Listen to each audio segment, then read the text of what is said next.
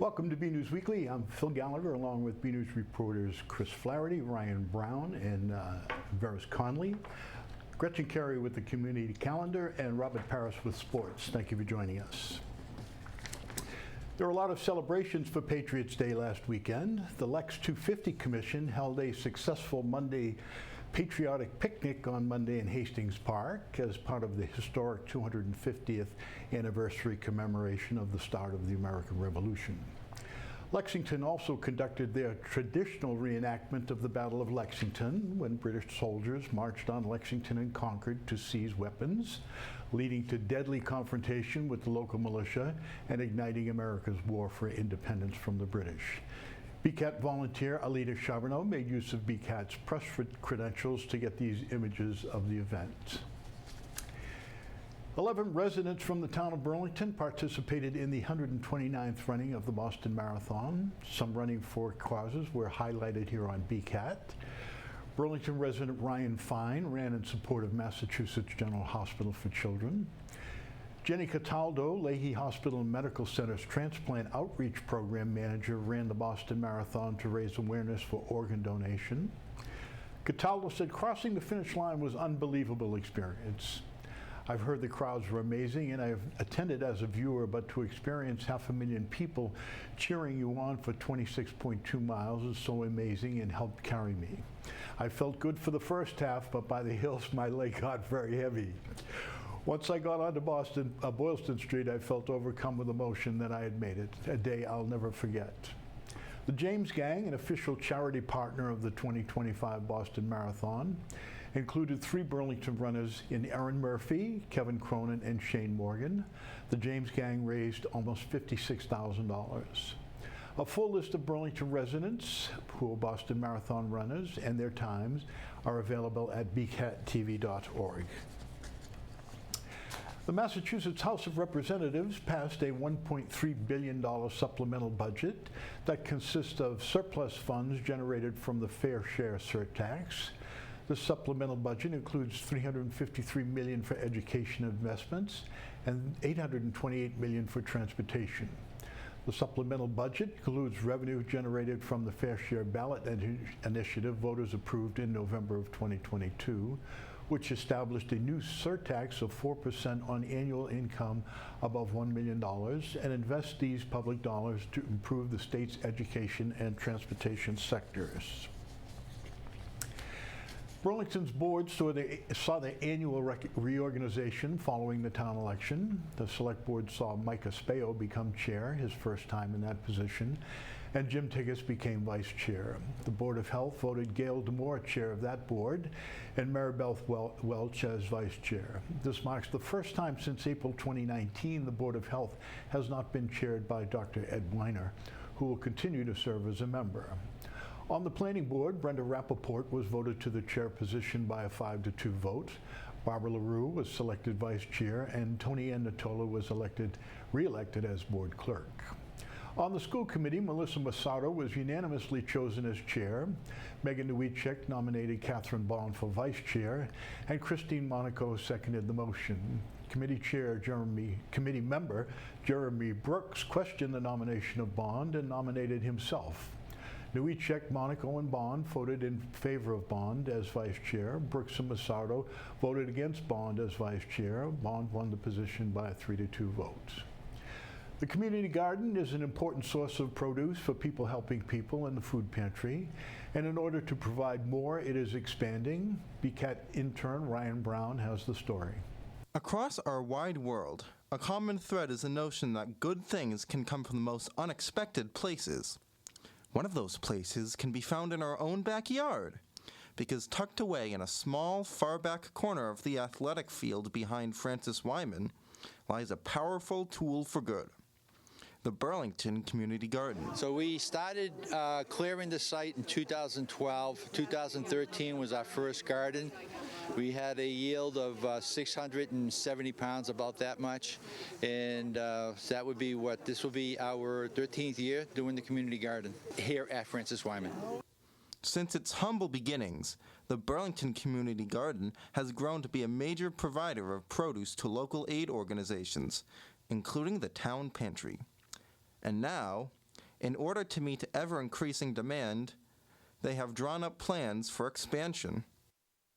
So yes, we're planning on expanding the garden this way, and it will actually give us 25% more produce. So last year we produced almost 4,000 pounds of produce that we give directly out to our pantry clients. So that will provide us with 25% more.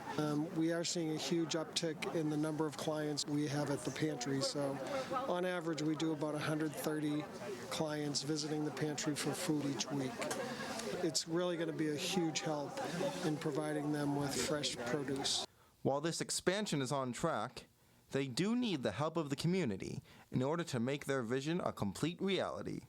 In terms of raising the money, we're doing a mini fundraiser specifically to pay for this expansion of the garden. So we're looking to raise $3,000. JP Tree generously gave us a very discounted rate to take down the trees needed to expand the garden. So we're looking for $3,000. I believe we have close to two. So check our website and see what we have left to raise the money to finish the garden. With this expansion, people helping people will be able to help a greater amount of those in need, and the small but mighty garden will fulfill its purpose for good, just as it has every day. I'm Ryan Brown for BNEWS.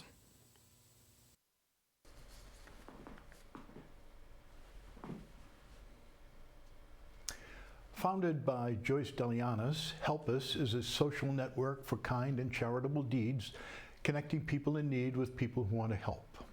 Having had May declared by Month of Kindness, Help Us is holding its first ever kindness celebration. The event is happening on Burlington Common, May 18th from 10 a.m. to 12 p.m. The event will highlight acts of kindness, community giving, and local partnerships, ensuring that every person, no matter their age, can be part of something bigger. For more, you can visit helpus, helpis.org. The Burlington Public Library recently wrapped a successful second season of their Sunday cinema series. Daniel Barbour, Director of Programming for the library, said the idea for the series came about when patrons began requesting more events on Sunday afternoons. The library's Cinema Sunday runs from December through April with a distinct theme each month. The third season of the Cinema Sunday will begin this December. However, in the meantime, Barbara said they plan several special one-night-only screenings throughout the summer and fall, including a highly anticipated encore presentation of the hit musical Wicked. You can also see send in your movie recommendations to dbarbour@burlingtonpl.org. The Burlington Library held an event for local author and resident Millie Nash, who released a new book of poetry. BNews reporter Varys Conley has this.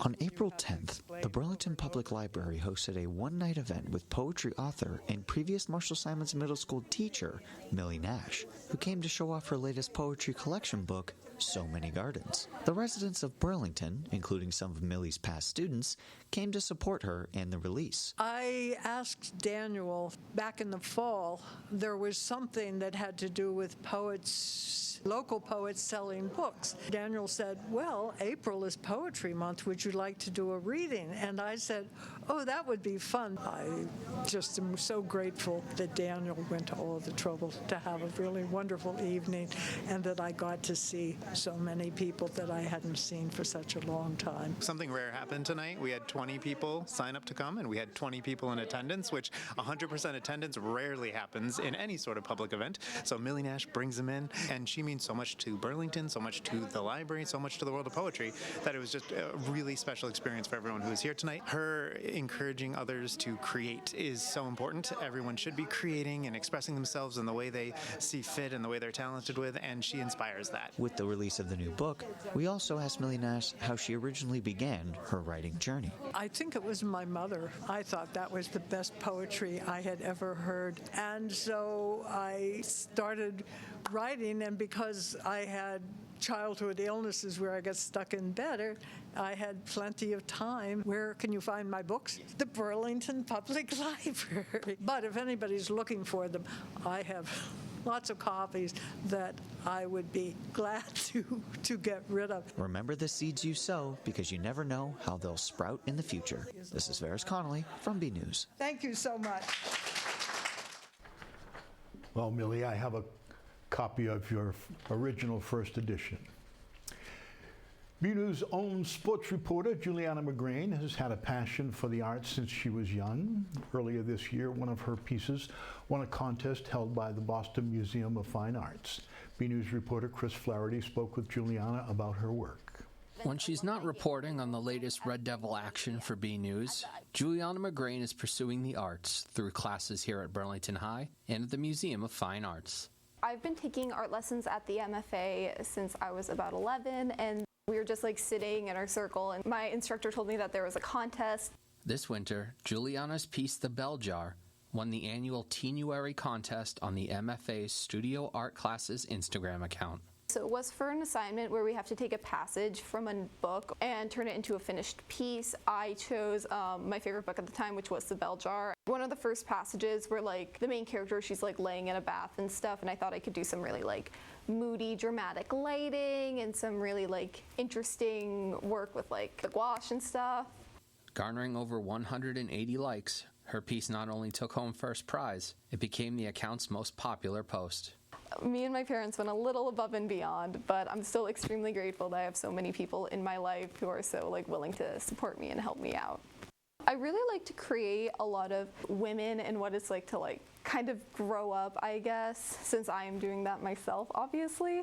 I really like to work with acrylics and do a lot of like realistic paintings and stuff. And I really like using abstract styles and like strong brush strokes and a lot of like vivid colors in my work. So is a career in the arts in the future for this BNews sports reporter? It's a really hard question because I didn't really think I like could do it until actually this contest. And then I was like, oh, maybe like it would be nice for me to pursue, but I don't really know. It's still up in the air. Until next time, this is Chris Flaherty for BNews Weekly.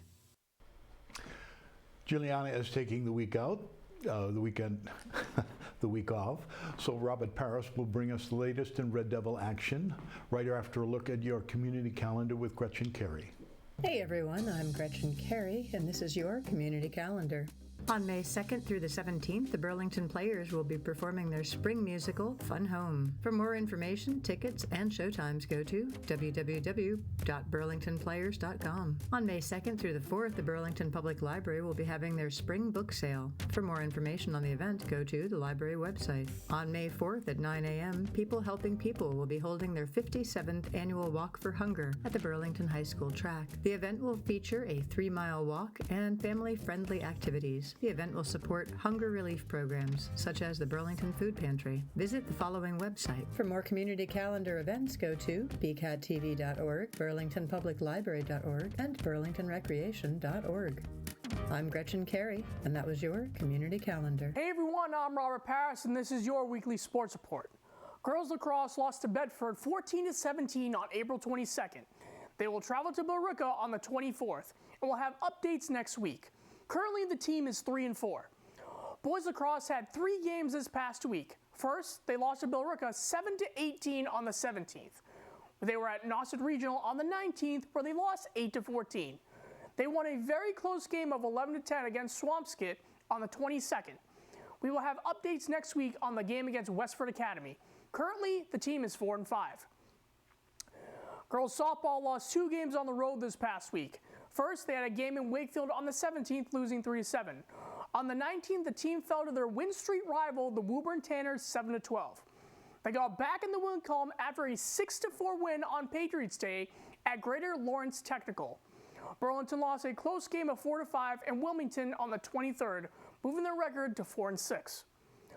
Boys baseball had a big 11-4 victory at Walsh Field in Wakefield on the 17th, followed by another huge victory of 12-2 in Wilmington. Burlington is now 4-3.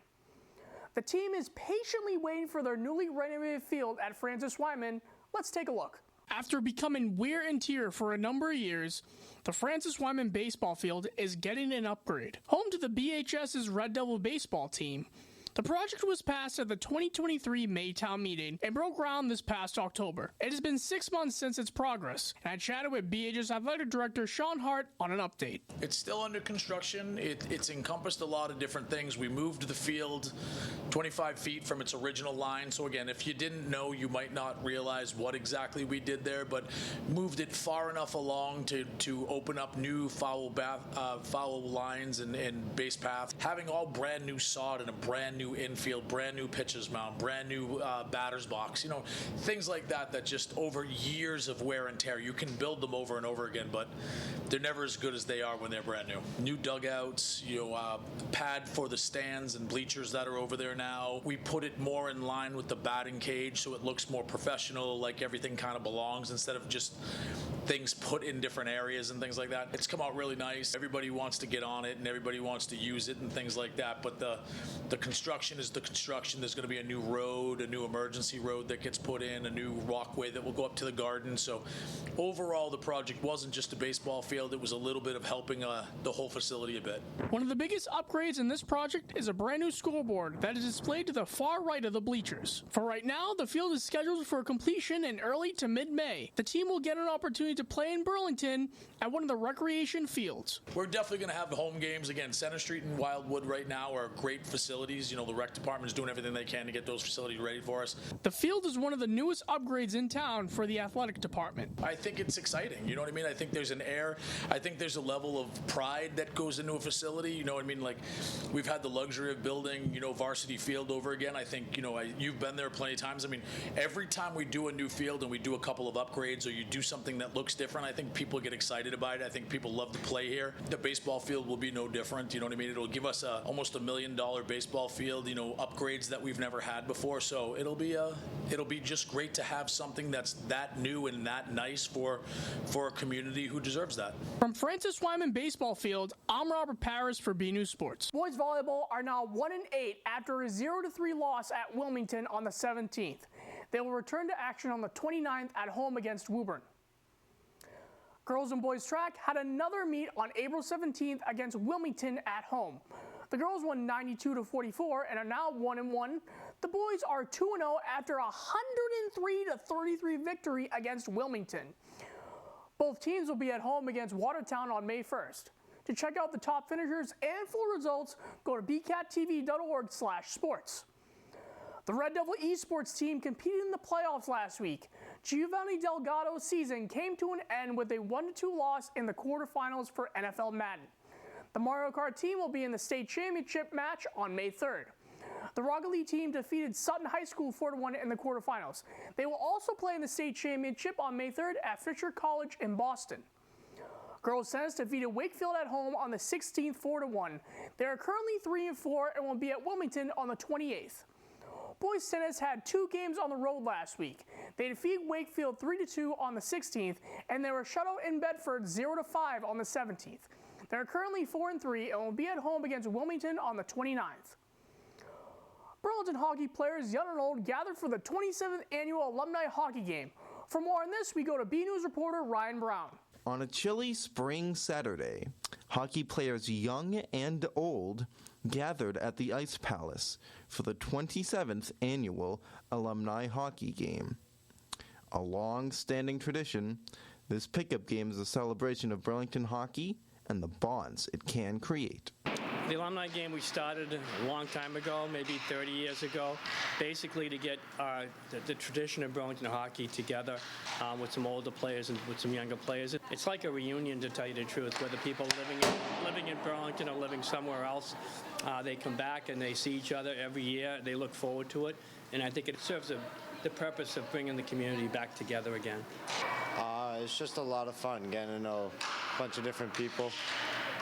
Older and younger, and it's always fun just playing against former Burlington High School students. While the game is the big draw, the event isn't just for reliving old memories. The alumni hockey game also helps to raise money for scholarships for graduating seniors. It's been great. We've been doing this game for a long time. We raised a lot of money for scholarships, which is the main goal, and we have had quite a few games and had a lot of fun with it too. I mean, I've been playing since I was 4 or 5 years old for Burlington Youth Hockey, then all through high school, and then this alumni, and then even helping out coaching with Coach Senior before. Now I'm coaching with Coach Junior as of right now. With an ever-increasing turnout year after year, it goes to show how much Burlington hockey means to so many. In my life, hockey's been huge in my life as a player and as a coach for 35 years in Burlington, and also supporting the program as it is now. Hockey's played a big role in my own life, personally in my family's life, and everything that we've done. It's been a huge part of my life for a long time. Since I was born, really, was coming to the games, and then I played here, and now I'm coaching. So it's been a huge part of my life, and I love it. If there is something this event helps to show, it is that while seasons may end, the impact hockey can have remains, long after the final buzzer. I'm Ryan Brown with BNews. For more Red Devil action, check out our sports section at bcattv.org/sports and follow us on X at BNews Sports. And that's all for this week. I'm Robert Paris. Back to you in the studio. Our photos of the week are many, featuring action from Patriots Day by Alita Charbonneau and Kevin Carnell, as well as photos of Boston Marathon runners Jenny Cataldo and the James Gang. You can view the Photos of the Week gallery at bcattv.org. Be sure to check it out. We want to see your photos. They can be anything from you and your friends enjoying the spring weather, your pets or garden, whatever you like to share. Email your photos to bcat@bcattv.org with the subject line Photo of the Week. That's it for BNews this week. Next week we'll have a look at the work of the Burlington Community Scholarship Foundation, including their new fundraising efforts and their spring craft fair. And Robert Paris sits down with retiring treasurer Gary Giuliana. Thank you for joining us.